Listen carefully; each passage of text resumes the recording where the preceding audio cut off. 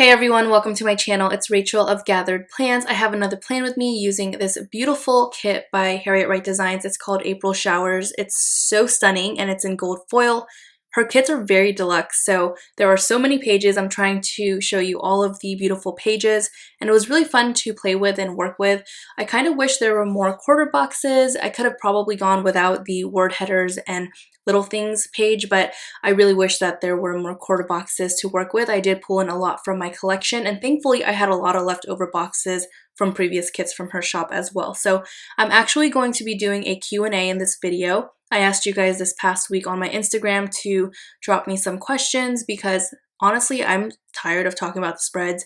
I want a little bit of variation, and I hope that you're okay with that. I know I'm not going to be talking about the stickers, but if you have questions, just comment below and I'll be very happy to answer them as well.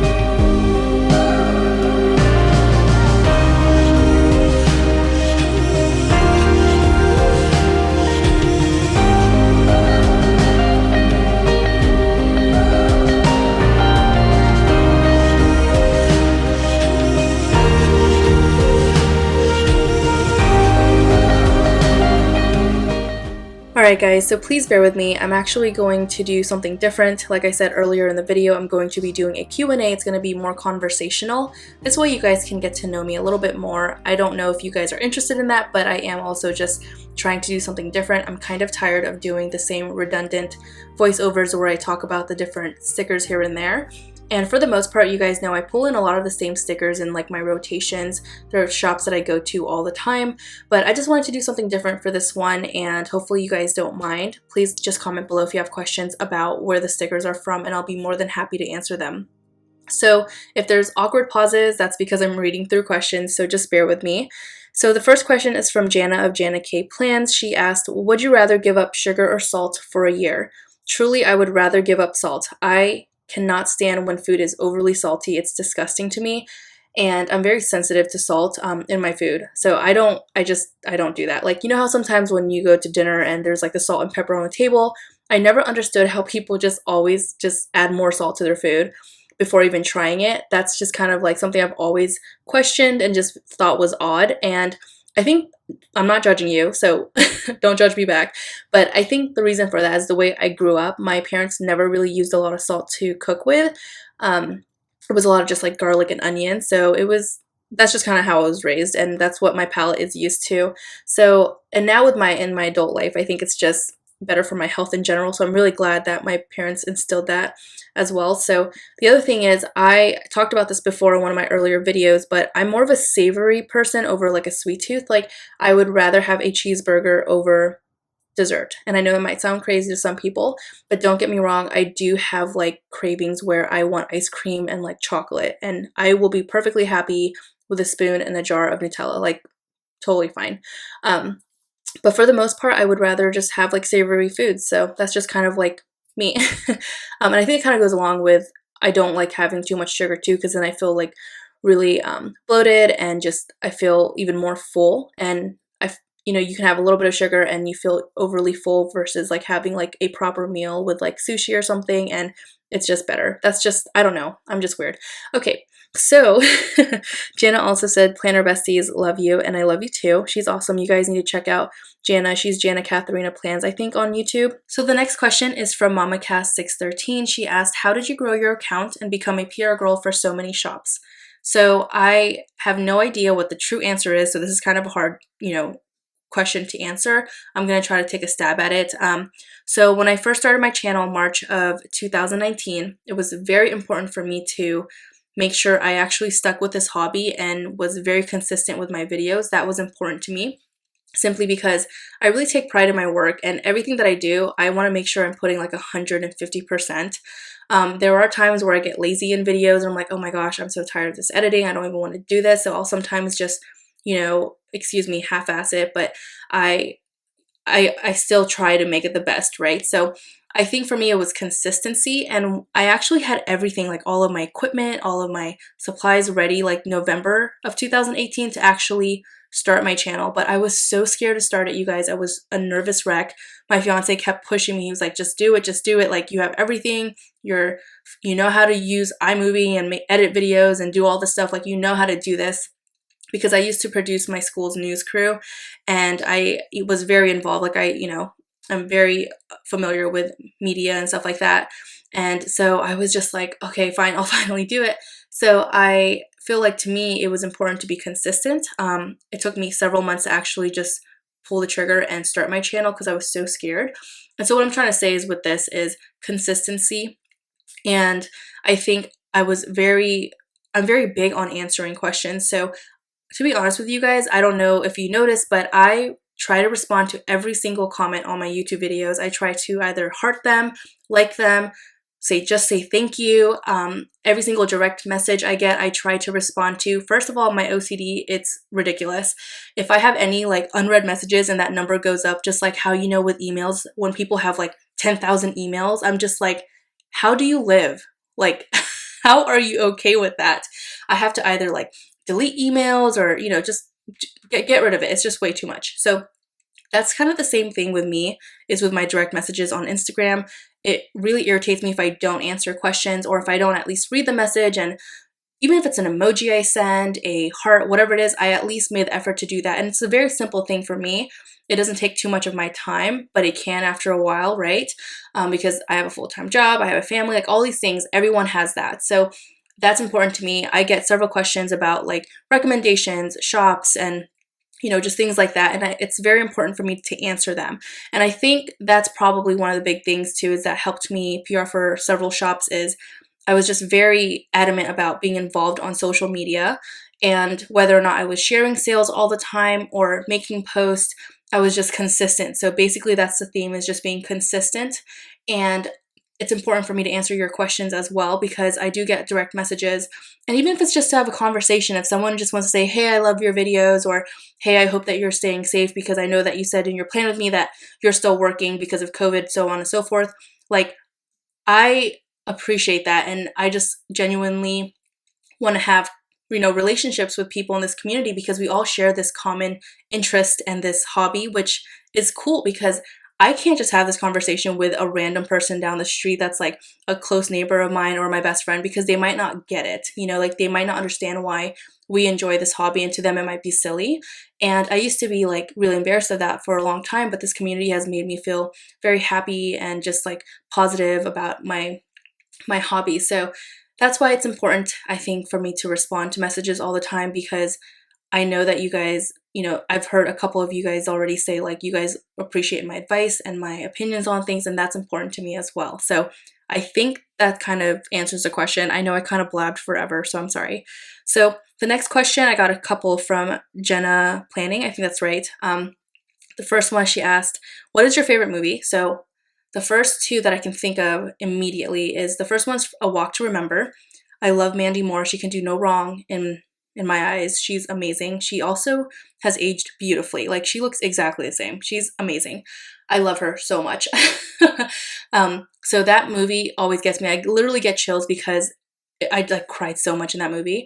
And then the other one is Saving Private Ryan, which is also emotional. I am literally such a big crybaby. I don't know what it is. It's healthy to be in tune with your emotions, I guess. I don't know. Whatever. All right. So her other question is, what is your favorite type of planner? Muji, B6, EC, or any other type? So of course, I like my EC. I wish like erincondren just went back to her old simple neutral layout. That's going to be a whole nother topic of conversation another day. But I like it because I love the coil and it keeps all of my spreads together and bound, which is the main reason why I still want to keep using the erincondren for memory spreads. But I really am like a die-hard vertical planner kind of girl. Like, I actually read a comment when someone's saying, I think it'd be a good challenge for you to do a horizontal plan with me and layout. Girl, I don't know if I could. I would probably chuck my stuff. Like, I could not do it. Even with like my Hobonichi, that's a little different because it was smaller. And even with that, I was struggling. Like, that was definitely a challenge to move into that planner as well. So that's why now I just use it as a journal. But I'm definitely a B6 girl. I am obsessed with that size. You guys know I've been super excited to do my B6 inserts plan with me. That was really hard to say. I just enjoy them so much. The size is just perfect. So Allie, if you're listening, I blame you. Just kidding. Allie Joan Plans, watch her video. She's got amazing B6 plan with me. She's actually the reason I got into it in the first place, because I asked her a lot about it and she was like, yeah, try it. So I did, and here we are. So B6, ride or die. Love that. I think I actually found planner piece with like my B6. Like, if I could just do my B6 as my pre-plan and like this erincondren for a memory spread, I think I would be completely set and have planner piece for at least for a while right now. Even my Muji functional planner, that's like the hourly vertical that I got in Japan, that is also B6 size, which I'm obsessed with. The Aura Style Cloud is a challenge for me. I know it's the same size as the erincondren, but again, that's kind of the reason why I also didn't care too much for the Happy Planner, just because I don't like the individual sheets. I like doing the extra spreads and it's fun to have and it's really beautiful, but it's just a different kind of planner, because I personally like having like the coil, and I think I talked about this before, and a few of you understood. I think Tay and Lauren of Plan with Plan, I think they said that they understand like writing on extra paper helps with my handwriting. So I don't know. Okay, so when did I start decorative planning? I actually started decorative planning, I think, summer of 2018. So that's actually when I got into it, and it was mostly with my Happy Planner. I didn't really use my first erincondren as like decorative planning because I just never understood. Like, I just couldn't commit to spending money on stickers just yet. So I really started first with just Happy Planner sticker books and my Happy Planner, because that was a lot more affordable. So the next questions are from Tay of Shantae Plans. I only have time for 2 more, I think. So the first one is something you hate marking in your planner. And this is actually really relevant because on Saturday, I left that box empty, as you can see. I guess it kind of answers the question, but it might not. I don't know. But I hate having to mark private things because I leave it empty because it is private, and I'm sure you guys understand that. And it bothers my OCD so much because it makes my spread feel like half finished, I guess, and it doesn't make it feel full. And I know Sherry of Planning Peep does this a lot because she has to for work and other things. And other people that leave things empty, it makes sense, right? Like we need to still have a sense of privacy, and this is still my journal. This is why I don't typically do flip throughs, because I do mark things that are private and I don't want to share them. So I personally just rather not do flip throughs. So I'm sorry if you guys have asked, and I just don't feel comfortable doing it. And plus I don't want to put sticky notes over all of the stickers and then ruin them, because this is something that I definitely still look back at and look at different weeks and spreads and just kind of just enjoy my journal and my memory spread. So that's kind of something that I hate having to mark, because it is something that's happened in my life and I want to fill it out off camera for myself. But I also don't like that it's empty, because you guys can't see it and then it makes my spread feel unfinished. So I hope that answers the question. And her next question is, what is the foil color that you use the most? Based off of my spreads, typically gold, and then rose gold would be after. I don't really use silver often, other than for a lot of winter spreads. And this past winter, I think I did a great job actually using some gold and rose gold. I think mostly rose gold though. I think some shops were trying to switch it up. But yeah, so rose gold is slowly starting to become one of my favorites, but gold is still probably my favorite all in all. So here's the leftover spread and a Viv Wiggle. I hope you guys enjoyed watching this video. Thanks so much for sticking through this like conversational Q&A, and I hope you enjoyed it. I will certainly keep the questions for other spreads and Plan With Me videos. So thanks again for stopping by, and I hope you're all taking care of yourselves and staying safe and healthy, and I'll talk to you next time. Bye guys.